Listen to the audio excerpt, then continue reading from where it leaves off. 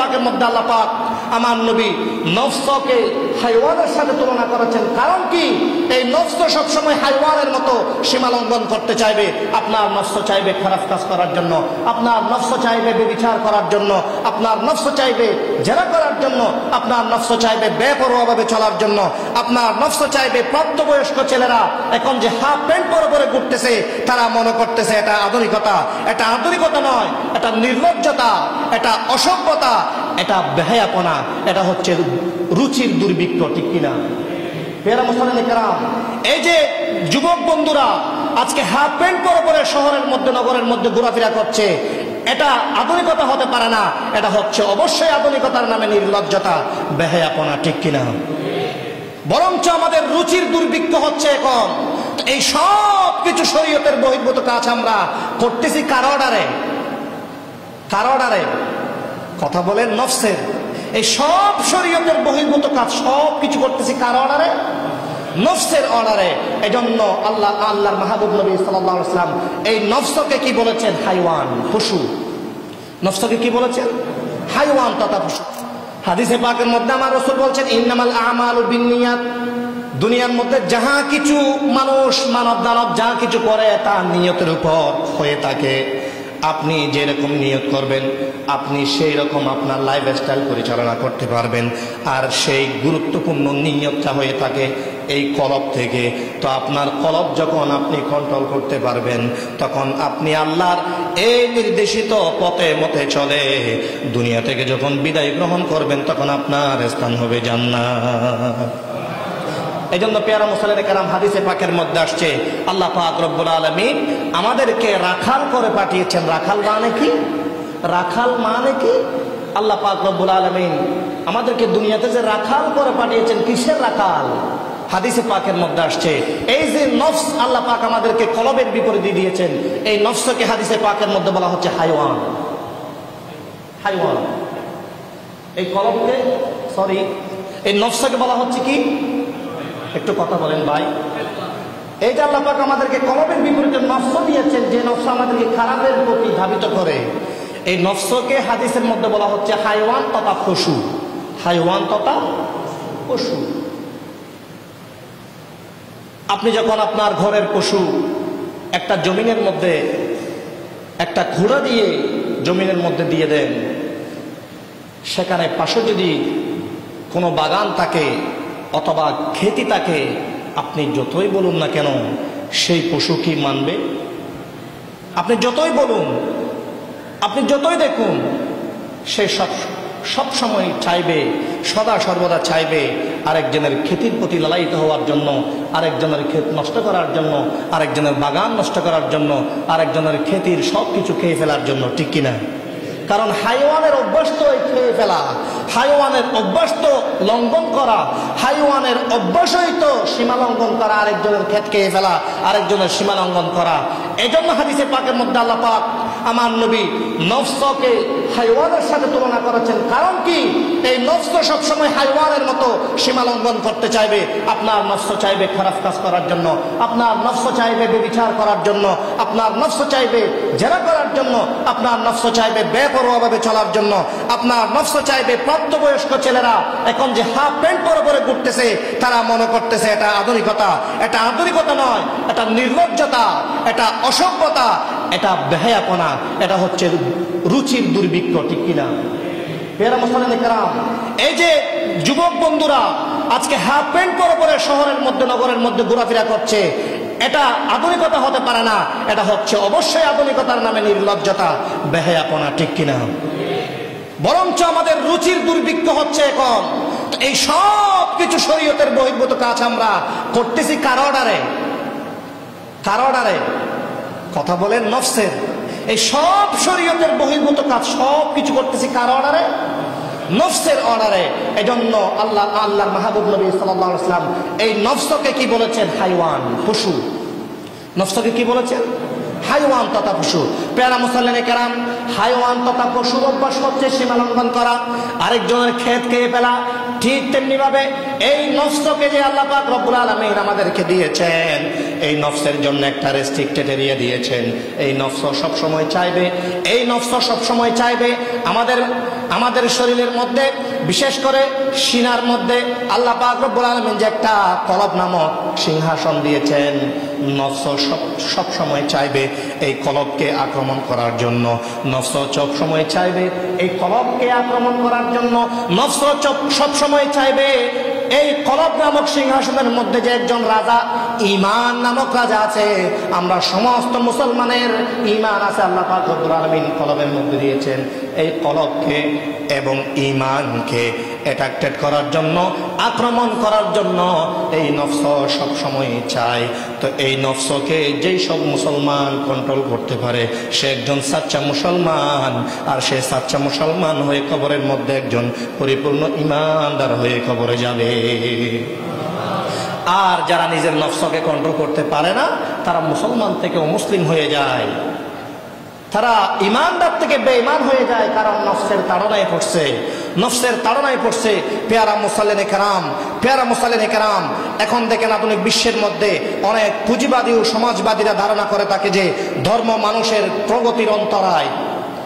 অনেক পুঁজিবাদী এবং সমাজবাদীরা আধুনিক বিশ্বের মধ্যে মনে করে থাকে ধর্ম হচ্ছে মানুষের প্রগতির অন্তরায়, মানে ধর্মই মানুষের প্রগতির একটা পর্দা, অন্তরায়। তারা মানুষকে প্রগতিশীল করার নিমিত্তে ধর্ম বিমুখ করতে চায়, ধর্ম থেকে দূরে সরিয়ে নিয়ে যেতে চায়। আমরা যে সমস্ত মুসলমানরা আমাদের কলবের মধ্যে আল্লাহ পাক রব্বুল আলামিন ঈমান নামক দৌলত দিয়েছেন, ঈমানদার এবং ঈমানদারের কোনো ছেলে মেয়ে বেঈমানি কাজ করতে পারে না, শরীয়ত বহির্ভূত কোনো কাজ করতে পারে না।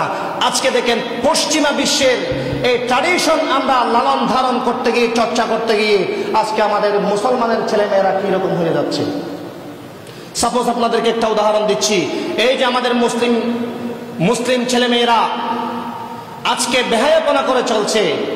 আজ থেকে 20 বছর, 30 বছর আগে, 40 বছর আগে আপনি আপনার মাকে দেখেন, আপনি আপনার বোনকে দেখেন, দিনের মধ্যে বের হলেও তারা তো পর্দা করে বের হতো, সাথে একটা ছাতাও নিত।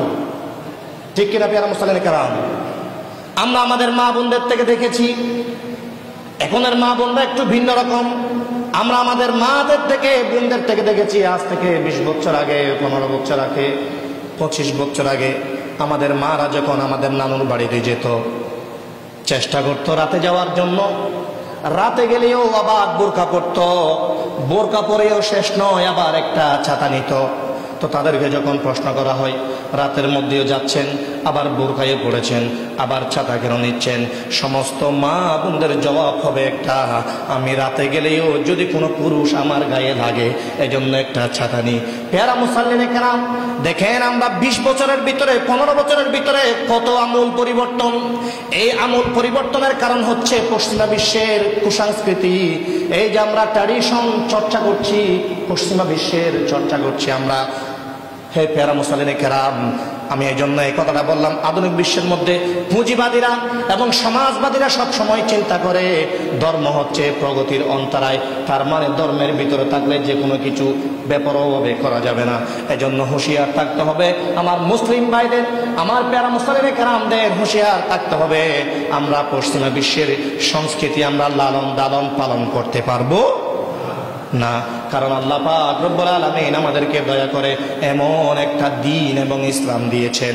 আল্লাহ পাক কোরআনুল কারীমের মধ্যে বলছেন, আল্লাহ পাক হাজারো দ্বীন এবং ধর্ম দুনিয়ার মধ্যে দিয়েছেন। এই ধর্মের মধ্যে কোন একটা ধর্ম আল্লাহ পাক নিজের বলেন নাই, একটা ধর্মকে আল্লাহ পাক রব্বুল আলামিন নিজের বলেছেন। সূরা আলে ইমরানের 19 নম্বর আয়াত আল্লাহ পাক রব্বুল আলামিন বলছেন, ইন্নাদ-দীনা ইনদাল্লাহিল ইসলাম। আল্লাহর কাছে একমাত্র মনোনীত ধর্ম ইসলাম, আল্লাহর কাছে একমাত্র গ্রান্টেড ধর্ম হচ্ছে ইসলাম। পেয়ারা মুসল্লিনে কেরাম, এই দ্বীন ইসলাম আল্লাহর কাছে গ্রান্টেড কেন? আল্লাহর দরবারে এত মনোনীত কেন এই দ্বীন ইসলাম? পেয়ারা মুসল্লিনে কেরাম, আল্লাহ পাক আমাদেরকে এমন একটা ধর্মের অনুসারী করে পাঠিয়েছেন যে ধর্মের মধ্যে সুন্দর করে একটু হাসি মুখে কথা বললেই সওয়াব। যেই ধর্মের মধ্যে আপনি একটু হাসি মুখে কথা বললেই সওয়াব। যেই ধর্মের মধ্যে আপনি যদি শরীয়ত সম্মতভাবে উঠা বসা করেন সেটাই সওয়াব। আল্লাহ পাক আমাদেরকে এমন একটা ধর্ম দিয়েছেন যে ধর্মের মধ্যে চলাফেরা করলে সওয়াব, যেই ধর্মের মধ্যে ব্যবসা বাণিজ্য করলে সওয়াব শরীয়ত সম্মতভাবে, যেই ধর্মের মধ্যে বিবাহ শাদী করলে সওয়াব, যেই ধর্মের মধ্যে সন্তান জন্ম দিলে সওয়াব, যেই ধর্মের মধ্যে সন্তান লালন পালন করলে সওয়াব। প্যারা মুসলিম কেরাম, আমি আপনাদের দৃষ্টি আকর্ষণ করছি, আল্লাহ পাক আমাদেরকে বড় দয়া করে ঈমানদার করেছেন। আল্লাহ পাক কলব দিয়েছেন, কলবের মধ্যে ঈমান দিয়েছেন, আমরা মুমিন হয়েছি। এই মুমিনদেরকে সব সময় চিন্তা করতে হবে এবং আল্লাহর দরবারে শুকরিয়া করতে হবে। আল্লাহ পাক যে মনোনীত করে একটা দ্বীন ইসলামের অনুসারী করেছেন, আল্লাহর দরবারে সার্বক্ষণিক যদি আমরা সিজদারত থাকি, আল্লাহ যে আমাদেরকে মুসলিম ঘরের মধ্যে জন্ম দিয়েছেন এর শুকরিয়াও আমরা আদায় করতে পারবো না, ঠিক কিনা? এজন্য আমার আল্লাহ বলেন, হে প্যারা মুসলিম কেরাম, দ্বীন এবং ইসলাম হচ্ছে বড় শান্তির ধর্ম। আজকে মুসলিম উম্মার এত অধঃপতনের এক নম্বর কারণ হচ্ছে মানুষ দ্বীন থেকে বিমুখ হওয়া, ধর্ম থেকে ধর্মচ্যুত হওয়া, ধর্ম থেকে বিমুখ হওয়ার কারণে আমরা দ্বীন এবং ইসলাম থেকে বিমুখ হওয়ার কারণে আজকে মুসলিম উম্মার এত বেশি অধঃপতন। এই মুসলিম উম্মার অধঃপতনের এক নম্বর কারণ হচ্ছে দ্বীনচ্যুত হওয়া, ধর্ম বিমুখ হওয়া। আমার আল্লাহ কোরআনুল কারীমের মধ্যে সূরা মুহাম্মাদের 7 নম্বর আয়াতে বলছেন, ইয়া আইয়ুহাল্লাযীনা আমানু ইন তানসুরুল্লাহা ইয়ানসুরকুম ওয়া ইউসাব্বিত আকদামাকুম। আমার আল্লাহ বলেন, হে ঈমানদার, যাদেরকে ঈমানের দৌলত দিয়েছি, তোমরা যদি আমি আল্লাহকে একটু সাহায্য করো, ইন তানসুরুল্লাহ, তোমরা যদি আল্লাহকে একটু সাহায্য করো, ইয়ানসুরকুম, আমার আল্লাহ বলেন তোমরা আমাকে সাহায্য করলে আমি আল্লাহ তোমাকে সাহায্য করব। বলেন সুবহানাল্লাহ। প্যারা মুসলিম কেরাম, আপনাদের দৃষ্টি আকর্ষণ করছি, মনোযোগ আকর্ষণ করছি, সূরা মুহাম্মাদের 7 নম্বর আয়াত আল্লাহ বলছেন, হে ঈমানদারগণ, তোমরা আমাকে একটু কি করো। আল্লাহ বলছেন হে আমার বান্দারা, তোমরা আমাকে একটু সাহায্য করো। তো আল্লাহর কিসের সাহায্যের প্রয়োজন? আল্লাহর কি টাকা পয়সার প্রয়োজন? আল্লাহর কি ধন দৌলতের প্রয়োজন? বান্দার ধন দৌলত দিয়ে আল্লাহ পাক রব্বুল আলামিন সাহায্য নেবেন। প্যারা মুসলিম কেরাম, আল্লাহর ধন দৌলতের প্রয়োজন নাই, টাকা পয়সার প্রয়োজন নাই, আমার আল্লাহর ক্ষমতার কোনো প্রয়োজন নাই। এখানে বান্দার কাছে যে সাহায্যের কথা বলেছেন, এই সাহায্যের কথা মানি, তোমরা আমাকে শরীয়ত সম্মতভাবে চলে দ্বীন এবং ইসলামকে মেনে চলো। দ্বীন ইসলামকে মানার অর্থ হচ্ছে আমার আল্লাহকে সাহায্য করা। দ্বীন এবং ইসলাম এবং শরীয়তে মুহাম্মদী জানা, শরীয়তে মুহাম্মদী মানা, শরীয়তে মুহাম্মদীর উপর অটল অবিচল থাকার নাম হচ্ছে আমার আল্লাহকে সাহায্য করা। আমার আল্লাহ বলেন, তোমরা যদি আমাকে সাহায্য করো দ্বীন ইসলামের মধ্যে অটল অবিচল থেকে, ও আমার বান্দা, ইয়ানসুরকুম, আমি তোমাদেরকে সাহায্য করব। প্যারা মুসলিম কেরাম, এখন আমরা দ্বীন ইসলামের মধ্যে অটল অবিচল নাই, আমরা দ্বীন ইসলামের বাইরে চলার সবসময় চেষ্টা করি, মা বোনরা বেহায়াপনা বলে চলার চেষ্টা করি। আমরা যারা ঘরের মধ্যে স্বামী আছি, আমরা আমাদের স্ত্রীকে কন্ট্রোল করতে পারি না। আমরা যারা ঘরের মধ্যে বাবা আছি, মেয়েদেরকে কন্ট্রোল করতে পারি না। আমরা ঘরের মধ্যে যারা আছি, আমাদের মা বোনদেরকে কন্ট্রোল করতে পারি না, তারা শরীয়তের বাইরে চলে। আমরা পুরুষরা 5 ওয়াক্ত নামাজ ঠিক মতো চলতে পারি না, ব্যবসায়ীরা ঠিক মতো ব্যবসাটা করতে পারে না।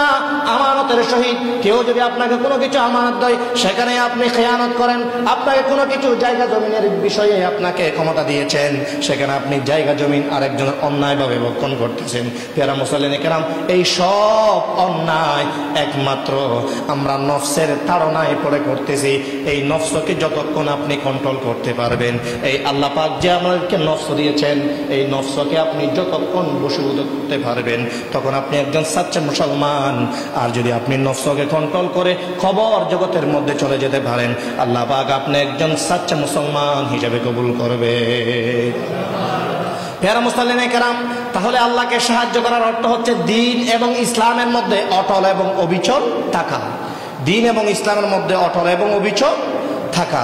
প্যারা মুসলিম কেরাম, এখন দেখেন আপনি, দ্বীন ইসলামের উপর বড় দুর্ভিক্ষ চলছে, দিন এবং ইসলামের মধ্যে বড় দুর্ভিক্ষ চলছে। আমরা পশ্চিমা বিশ্বের আধুনিকতার নামে যে বেহায়াপনা লালন করছি, বেহায়াপনা চর্চা করছি, এটা বর্তমান বিশ্বের মধ্যে যারা সমাজবাদীরা আছে, যারা পুঁজিবাদীরা আছে, তারা সবসময় মনে করে দিন এবং ইসলাম হচ্ছে প্রগতির অন্তরায়। দিন এবং ইসলাম যারা মানে তারা প্রগতির অন্তরায়। এই জন্য পেয়ারা মুসল্লিন কেরাম বড় হুঁশিয়ার থাকতে হবে। আমাদেরকে যদি ঈমান এবং কলবকে যদি সংরক্ষণ করতে চাই, হেফাজত করতে চাই, সবসময় আমাদেরকে খেয়াল করতে হবে দিন ইসলামের উপর অটল অবিচল থাকতে হবে। সবাই বলেন আল্লাহুম্মা আমিন। আরো জোরে বলে আল্লাহুম্মা আমিন। আল্লাহ পাক আমাদের সকলকে দিন এবং ইসলামের মধ্যে অটল এবং অবিচল রাখুক। সবাই বলেন আমিন।